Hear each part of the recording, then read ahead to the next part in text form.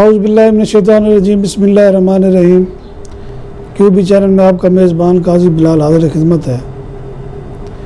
ملک میں سیاسی صورتحال جو ہے وہ اب کسی کروٹ بیٹھنا شروع ہو گئی ہے۔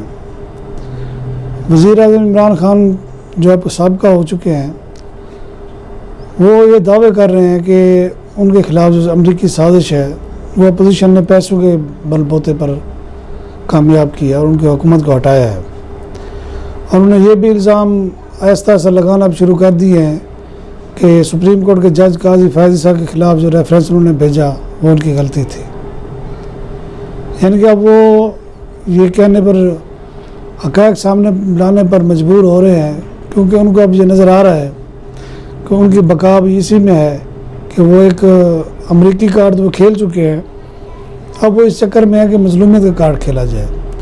اب انہوں نے ایک اور نئی بات بھی کر دی ہے کہ چیف الیکشن کمشنر جو ہے وہ حکومت اور اپوزیشن کی مرضی سے نہیں بلکہ اسٹیبلشمنٹ کی جانب سے نام دیا گیا تھا، اور وہ ان کی تعیناتی جو ہے وہ اسٹیبلشمنٹ کے کہنے پر ہوئی ہے۔ اب انہوں نے کہا کہ وہ ان کے خلاف ریفرنس دائر کریں گے۔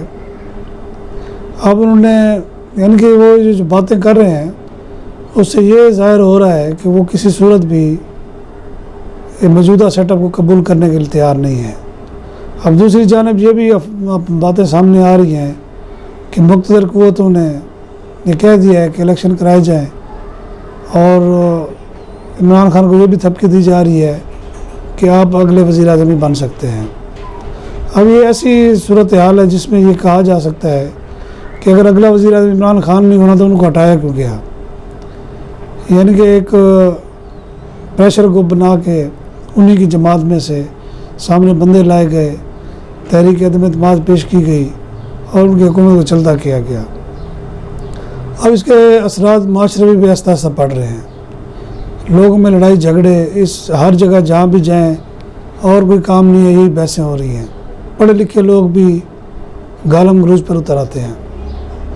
اب دوسری جانب اگر دیکھیں تو پنجاب اسمبلی میں کیا ہوا، وہ بھی میرا خیال ہے جمہوریت کا حسن اس کو نہیں کہا جا سکتا، بلکہ وہ ایک شرمناک دن تھا۔ اب یہ کیسے ہو سکتا ہے کہ ایوان کی کارروائی نہ چلنے دی جائے؟ پولیس اندر آ گئی، تاریخ میں پہلی بار ہوا۔ اب اصل میں یہ بات ہے کہ سیاستدانوں کی اپنی کمزوری ہے کہ وہ اس قسم کے مواقع دیتے ہیں۔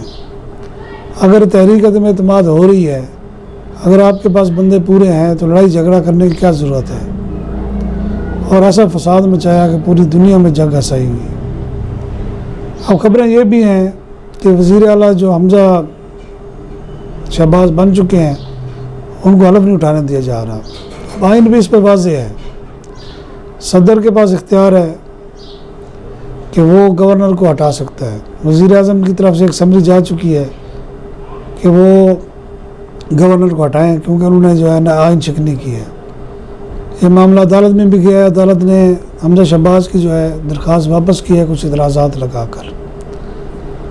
اب آگے ہوگا کیا؟ لوگ تو یہ پریشان ہیں، جس کی وجہ سے لوگ خوش تھے کہ جی عمران خان کی وجہ سے بڑی مہنگائی ہو رہی ہے، اب کچھ فرق پڑے گا، لیکن وہ فرق کیسے پڑے گا وہ آپ کے سامنے ہے۔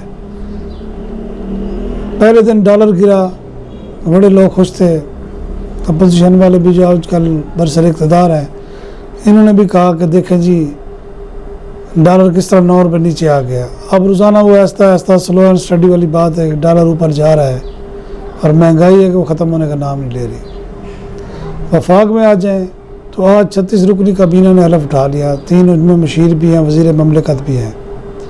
خبر یہ ہے کہ علی وزیر کو جو ہے وہ وزارت نہیں دی گئی، اس پر بھی ان کے پیپلز پارٹی خاص طور پہ تحفظات ہیں۔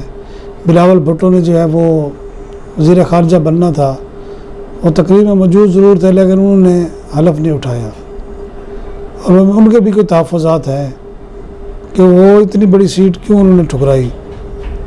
لگتا ایسی ہے کہ اتحاد میں سب اچھا نہیں ہے۔ مولانا فضل الرحمان بھی کہہ چکے ہیں کہ ہم نے عمران خان کو نکالا ہے، اس لیے نہیں نکالا کہ ہم حکومت کرنے بیٹھ جائیں۔